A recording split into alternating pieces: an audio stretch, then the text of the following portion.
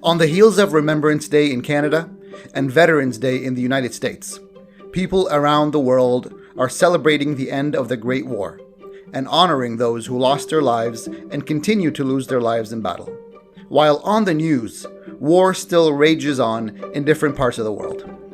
This week on Legendary Educator, I'm joined by Dr. E. Scott England to discuss if and when we should be teaching our students about war.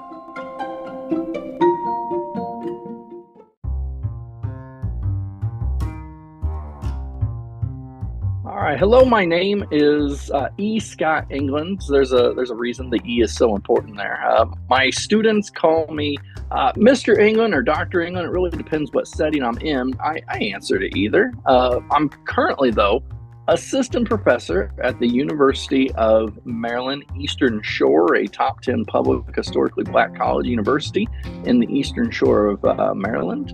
And I've been in education, it seems like a long time, but really, I think it's only been 16 years. I got started late in the game, I suppose. My favorite teacher when I was a child, actually, I got to change it. My favorite teacher still is Mrs. Kazel. She's 80 plus, and I just had the opportunity to run into her the other day. But she is my favorite teacher because of the way I felt in her classroom as a first grader, and the way still when I talk to her, when I run into her at the grocery store or something, I feel like the lights in the store go off and it's just a spotlight on me. That's how Mrs. Kazel makes me feel, and it's amazing to watch her. Just she can work a room, because then you go and you watch her talk to somebody else, and it's like the spotlight's on them, and you can tell like she is focused on them. And she did that as a first grade teacher. She's done that through my adult life. She was hugely impactful to me becoming an educator. Maybe we'll get into telling a little bit more about how I got into education late, and just how Mrs. Kazel, after so many years of no communication, came back to play a huge role in me becoming a teacher.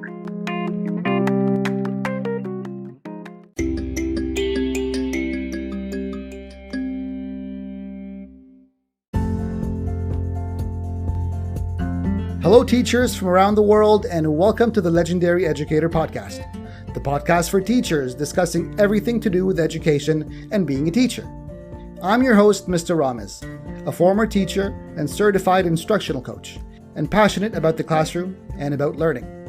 Before we begin, please take a moment to subscribe to the channel so you won't miss any future episodes as they drop. And head on over to legendaryeducator.com to check out past episodes and YouTube videos. All right, let's begin. Class is in session.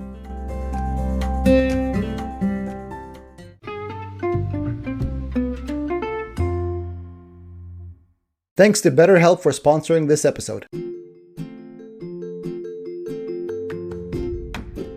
Being a teacher is tough. Sure, it's one of the most rewarding jobs you could possibly have, but more often than not, you're overworked, underpaid, not to mention the stress and pressure coming at you from every direction. From keeping your students on track, satisfying the administration with your performance, and of course parents telling you that you need to pay more attention to their kid, because you don't have 20 other kids in your class. Sometimes you just need to turn it all off and talk to someone, don't you? Well, let me introduce you to BetterHelp.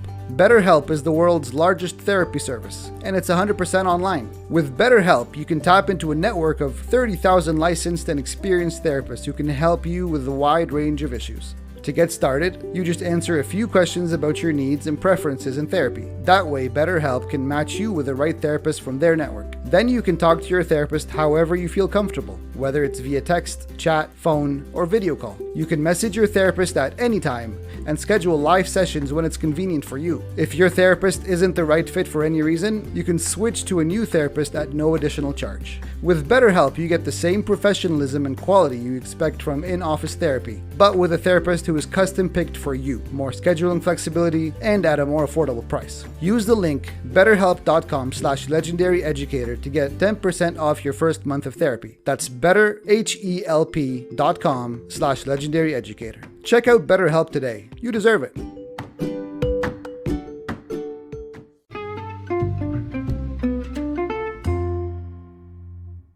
I thank you for your time and the opportunity. I know you're a busy man.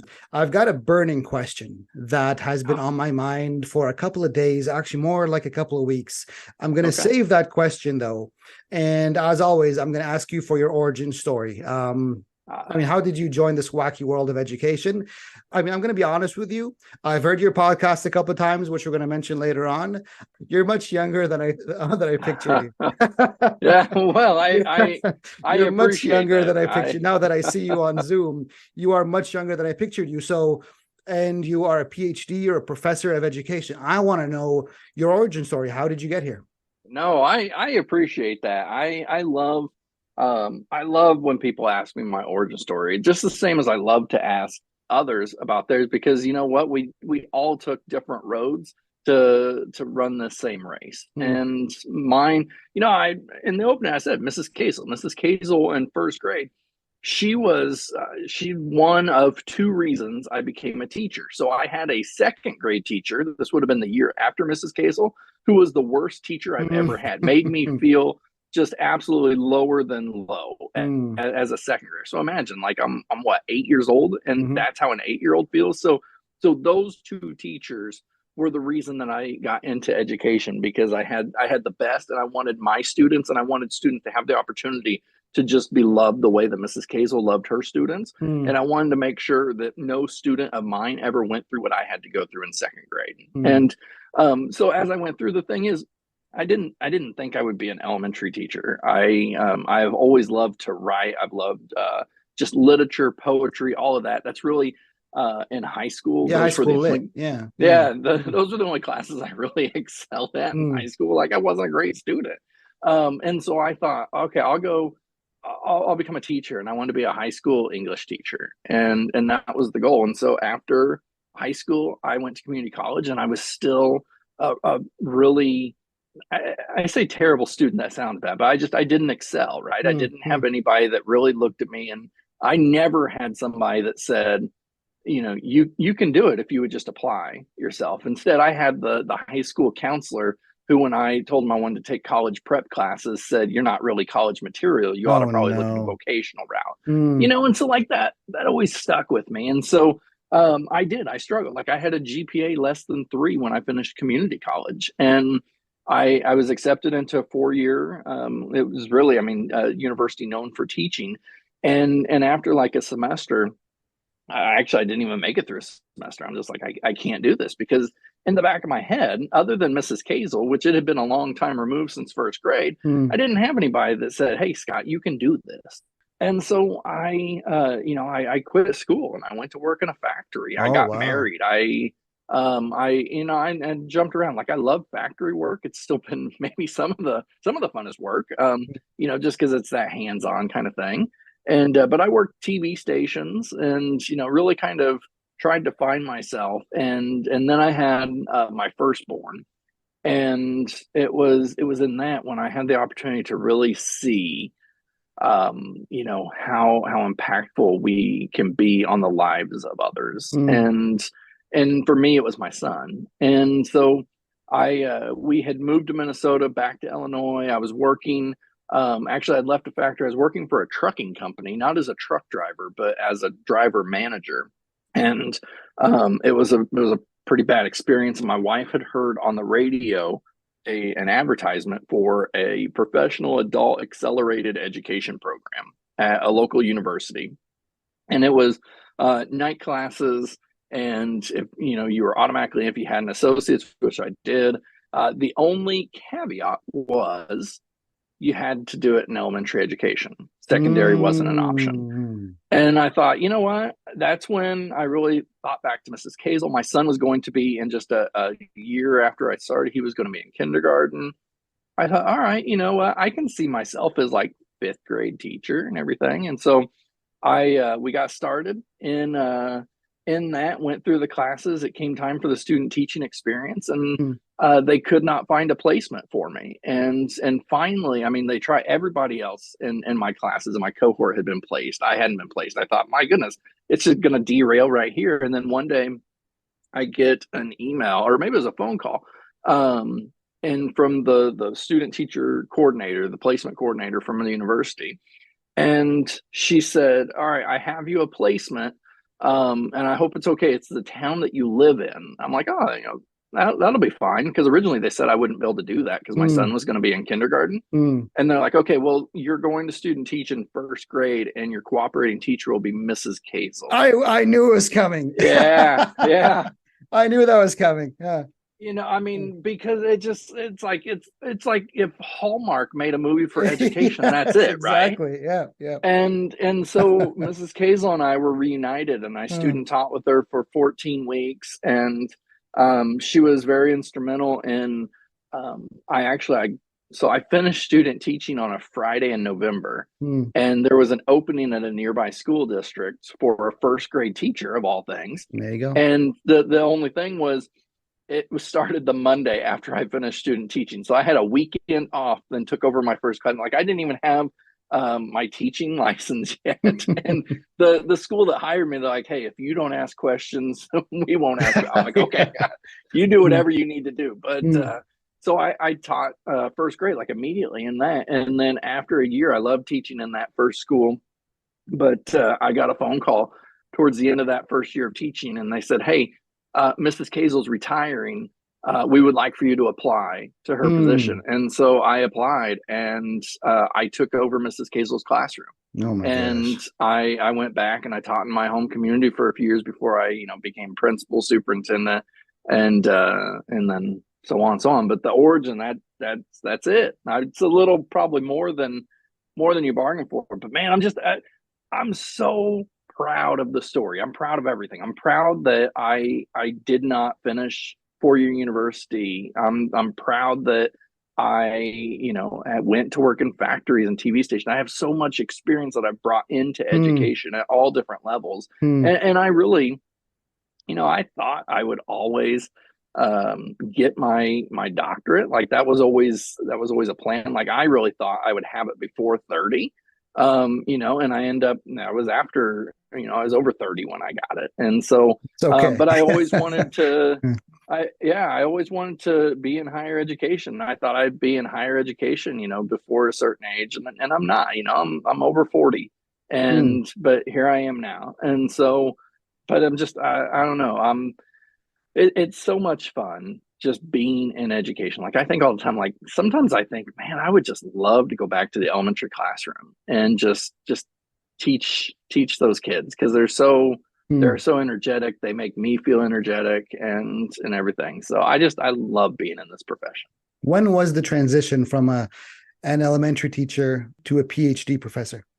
Yeah. So I was, and this is where I kind of I regret a little bit in how I accelerated myself Mm. because there was You went too while fast? yeah, Mm, and while I'm proud of like my origin story, mm, what happened was once I became an elementary teacher, then I began thinking I'm really behind. I'm behind where I thought I would be, and mm. so I taught first grade for 4 years and then became an elementary principal. Oh, that was And fast. I Mm, was, yeah, so I was an mm. elementary principal for 3 years, and I became a district superintendent. Wow. And so I was on the brink of burning out of education. Mm, When the pandemic hit, I was a superintendent. And, for the first 6 months, it was fine because it was new for everybody and everybody was kind of like, arms linked, we're in this together. But after like 6 months, when community members got tired of like the kids being home and all of this, like it became kind of very politicized in my mm, community that I mm, was in. mm. And I was 37, I believe. I was 37 years old and I was on two blood pressure medications. And I Whoa. remember it was in December. And I just, like get up in the morning, I take my blood pressure medicine. I thought, I mean, sometimes we have to, right? There's nothing against if you have to take blood pressure medicine at 37. Mm. But mine was because of what I was doing. Stress. Right. Yeah, Mm, and so I did have control over that, and then it became more polarized within the community, and I had just signed a new 4-year contract with the school district. And I was 1 year into that new 4-year contract. And I said, I can't do it. I can't continue on, not in this environment. And so I actually stepped down as superintendent. I moved 5 hours away to a community I'd never been, and I became a third grade teacher for 1 year. And I went back to the elementary classroom from superintendent. And at first, like, I had a little bit of a chip on my shoulder, like, how am I going to be perceived? Right. But then ultimately, I thought, who cares? Like, I know why I'm here, and I'm having the best year of my life, of course, teaching third grade in a new community. And it was so refreshing. And, I probably would have still been there, but I got the opportunity to transition to higher education. And it was something that I've always wanted to do. I've wanted to be able to, say that I've been a professor. And so I made that transition. Now I've been in higher education for 2 years. Okay, good. So you are now a professor of education. Yeah, education leadership. Okay, so I think you are the best person to ask about what I want to ask. All right.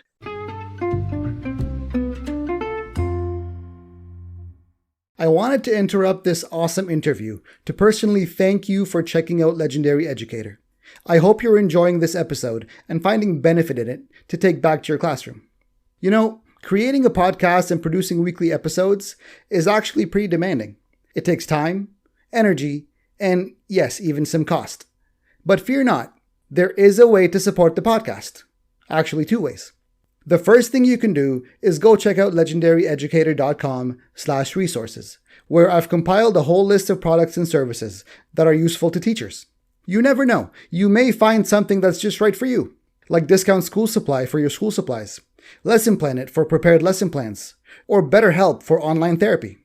Using the links on my website won't cost you anything. You may actually end up saving, but it will give me a little kickback to help support the channel. And if you don't find anything you like, you can just make a small donation by going to legendaryeducator.com/donate. You can donate as little as $1. $1 a show. Sounds like a good deal. Again, thanks for tuning in, and I hope you enjoy the rest of this episode.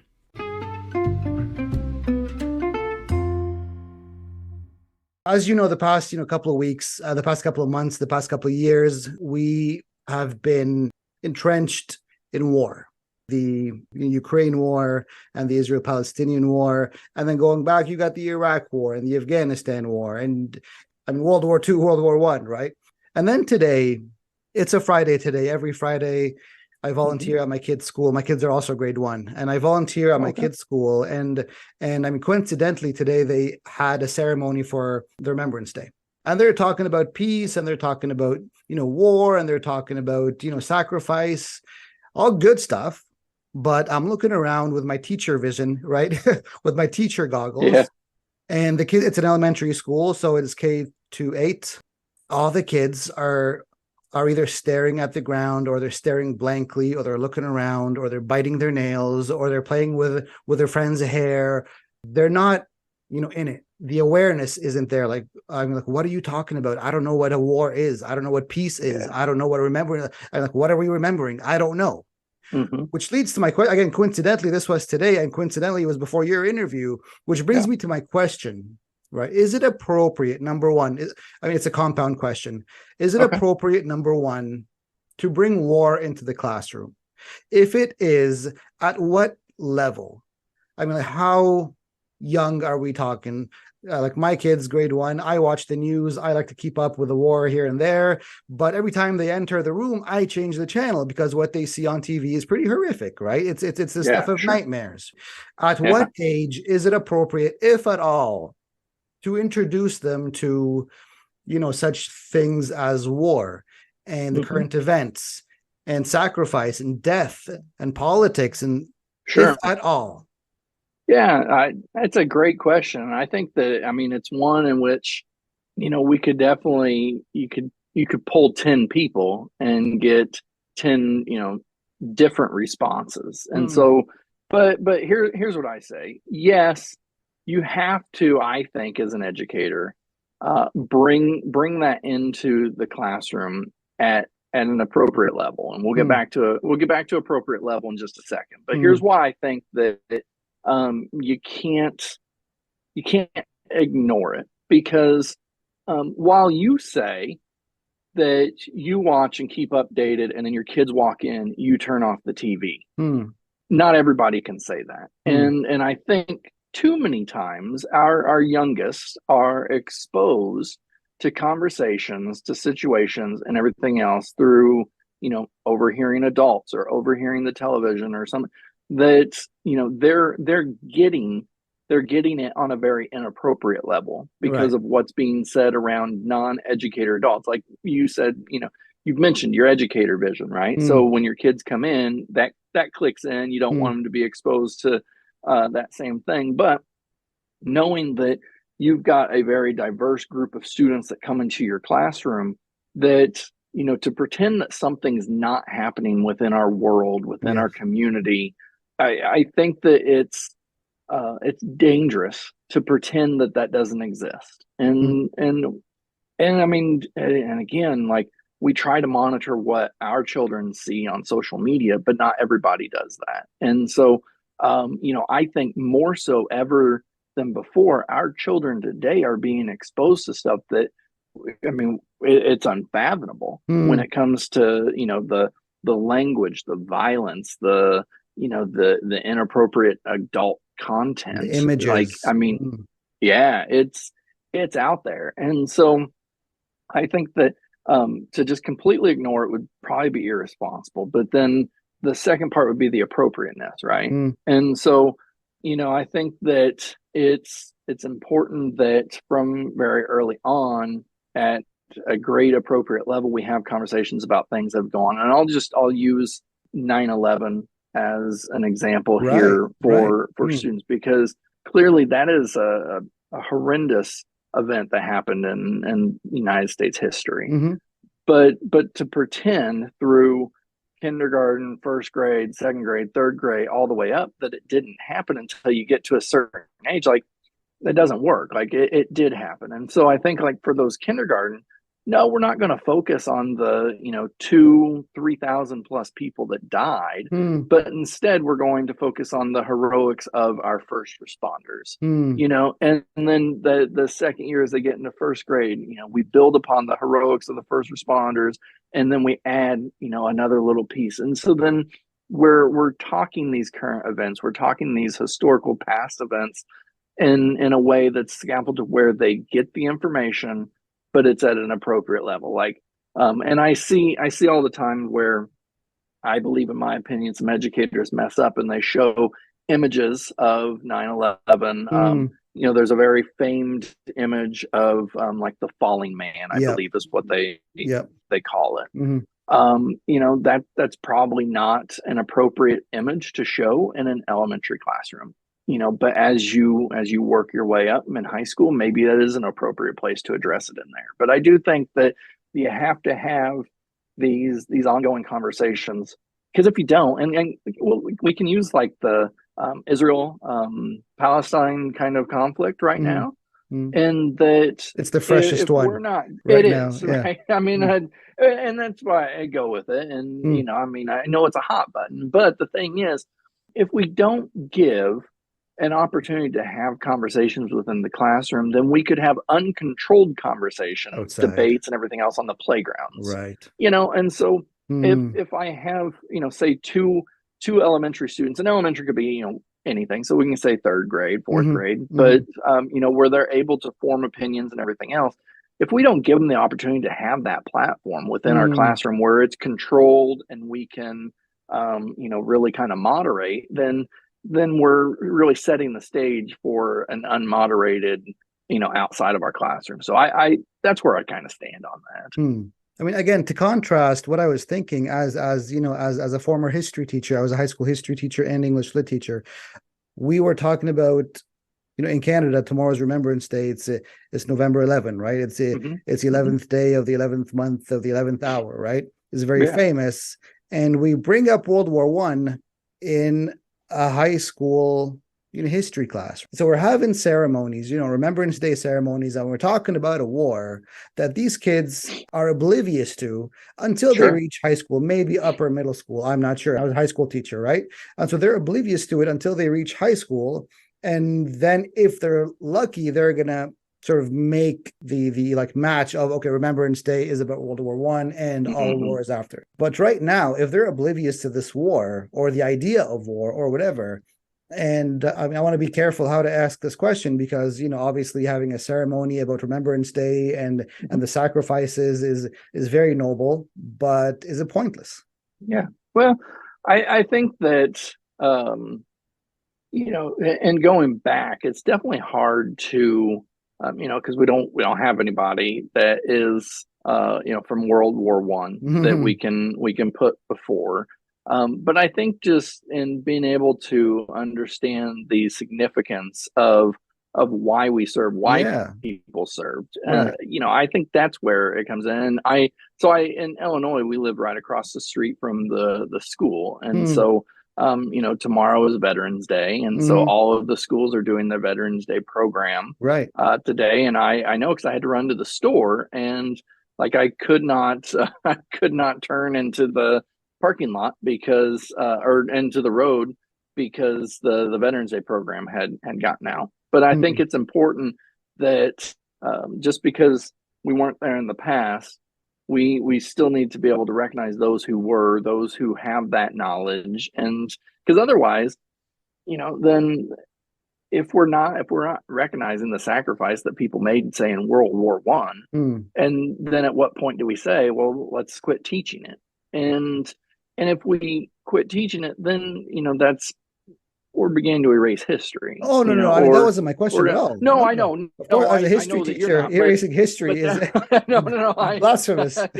I never once thought you were going that way. Huh. But that's just why I think that is still the importance of having that, because The ceremony, I mean, right? Having a ceremony at an elementary school about something they don't know anything about. Yeah, well, I think that we could definitely do better, and why have it just one day? Why can't we incorporate that into our curriculum where it's all the time? I think it would stick a lot more. I mean, the concepts that I remember from my formative years in education are the ones in which we had constant practice and introduction to, and we revisited, versus the ones that was a one-off shot. And I think too many times, we, and especially, in our history classes, and I'm working with a doctoral student right now who is a social studies teacher in a Metro East area. And, his whole thing is that social studies is part of the core curriculum. So why don't we recognize it as such? Right. Because it always takes a backseat to English language arts. It takes a backseat to math, as does so many other things. Well, I mean, so we need to make sure that we give it the proper recognition and value, and part of that, I think, would help these ceremonies that we have, and understanding why we're having that ceremony. Because for how many kids did you see sitting in there today will not have the opportunity to engage in this discussion until November, 9th, 10th, 11th of next year. Right. I mean, and so I think that's the thing that we've got to do better at, is really cause for understanding and giving opportunity for ongoing conversations.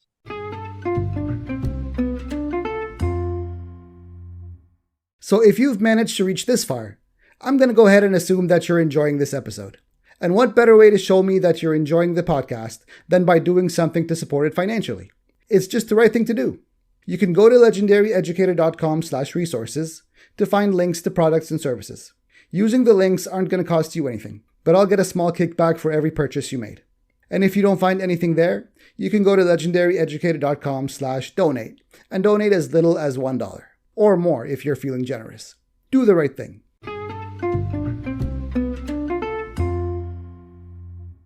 So again, the burning question is, how do I do that? How do I introduce this in my classroom, elementary classroom? High school has their history classes. They talk about war all the time, and the weapons and the deaths and the the tactics and the winners and the losers, right? How do I introduce war and conflict and Remembrance Day and all the good stuff that is still ingrained in our history, in our culture, in our society at a young age, elementary school? And I think that a lot of this can go back onto our administrator of elementary schools, and giving the opportunity for classrooms to have the social studies in the day. Because I know as an elementary teacher, 4 years in first grade, 1 year in third grade, the emphasis again is on ELA and math.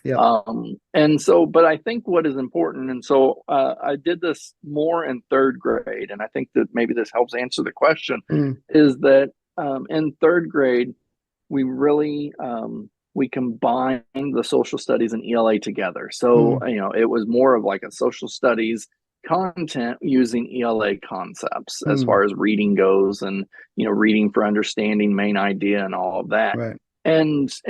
But while we didn't necessarily address some of the the major wars and everything, what we did is we talked about the conflicts of the Roman Empire, the Julius Caesar days. We talked about, so we go way back to understand, like, there was brutality in that. There was killing, people died, to begin kind of that first step of having those conversations that this didn't just happen back when. It wasn't just when Vikings pillaged, but it continued to build. And so, but the thing is, to get that in the regular classroom, you have to have an entire school on board. You can't rely on, third grade's doing a good job, but then when they get to fourth grade, they don't address it at all. And I think that's where a really good, strong curriculum and also scope and sequence within a social studies is on board, and somebody's got an oversight to see that. So, because how many times in high school is your history teacher teaching multiple grade levels, and so they know that, okay, I taught the sophomores this, and when I have juniors come in, I know that they got it because I taught it. Right. And I think that if you want to see the ongoing conversation where you make it relevant and you have where it's an important topic, you've got to have that vertical alignment as they go throughout the grade. You can't just let one all-star teacher be the one that introduces the concepts and gives it to them on an age appropriate level. It's got to be something that the school is behind. You understand what it is, and then teachers are talking and sharing. Okay, so it can't be a one-off thing. It can't be, okay, this is one lesson about this particular thing, then we forget about it and we move on. Then the next years it's forgotten all the way until you reach high school, and now all of a sudden it's a part of the history curriculum. This is World War I, this is World War II, this is that, this is this, and it's it's the first time they're hearing about it. Yeah, and to add to that, if you don't have that vertical integration within your elementary school, then what you potentially have, and I think we have it a lot, is that you're just teaching the same thing year after year. And rather than introducing a new conflict or a new, this is why. And I think a lot of times, we don't introduce it because we're not comfortable with it. I know that's a lot of conversations I've had, with talking about slavery and kind of the 1800s and all that, I don't feel comfortable teaching slavery, so I don't. Well, that's not an excuse. Like, if you're not comfortable because of your background, and what your culture is and teaching it, then you need to be able to go out, find the resources yourself. But you can't deprive students because you're not comfortable with it, or because I think of the teachers that aren't comfortable with war and conflict. Like, no, I don't think anybody's comfortable with war and conflict, but it's not an excuse to deprive our students of that. And so I put a lot back on teachers. Okay, so in summary, it is a good idea to introduce this in a classroom at a younger age appropriately, right? So I'm not, telling them all about the bad stuff, but at least I'm putting foundational elements about conflict. Conflict exists in the world. without going too much into detail about the number of deaths, the number of this, number of that, but Yeah. as long as they understand that what is the definition of a war, what is the definition of conflict, and I guess what peace means, right? That we're all sort of, celebrating on these holidays. What am I celebrating? I don't even know what I'm celebrating, right? Right. Absolutely. And again, age appropriately is the magic word. Yeah. And I mean, not going into, like you said, the details of the numbers of things, but that's by not going into those details, you're also giving the power of inferring, which is one of our standards in English language arts anyway, right? That we have the power to infer. And so I think that I can infer if one side bombs the building of another side in a residential area, there's probably death, right? And so I don't have to go into the gory details of it or the numbers. Now I've got a solid inference. Now we can, I can infer. Okay, in a minute or less, you also have a podcast. You have a magical voice. Oh wow, thank you. I envy you for your voice. And it's also for teachers. Can you tell me a little bit more about your podcast? What are its objectives? Yeah, thanks for mentioning the podcast. So my podcast is anchored in education. And really the whole idea is that, regardless of where we are in education, as far as grade level goes or role, title, whatever it may be, at the end of the day, we're all anchored in education, whether we agree, we disagree, just having that ongoing conversation. So when I have episodes that are ongoing, new episodes every Monday. Right now we're in hiatus because of just life, but I usually feature different guests that and a different topic and then somehow tie it in to education. Really, I've had so many guests that have come to me and said, I'd love to be on your podcast, but I'm not an educator. It doesn't matter. Even for those that have never been formally an educator, we're anchored in education. We all have a background story that involves education in some way, shape, or form, positive, negative, anything in between. So that is the whole idea behind anchored in education. And it's been a blessing to do 100+ episodes of it. And I'm really hoping that time kind of goes on my side here coming up, because I've got a lot of great episodes in the hopper just waiting to be produced and put out for the world to see. I thank you for your time and the opportunity. I know you're a busy man. Yeah, Mr. Ramos, it was a pleasure being on your podcast today. And I love the questions. I love anything that makes me think, and I love to talk education. And Legendary Educator has definitely given a platform for others to engage in that conversation. So I hope to we can revisit again, talk some more, but just keep doing the great things you're doing. Thanks.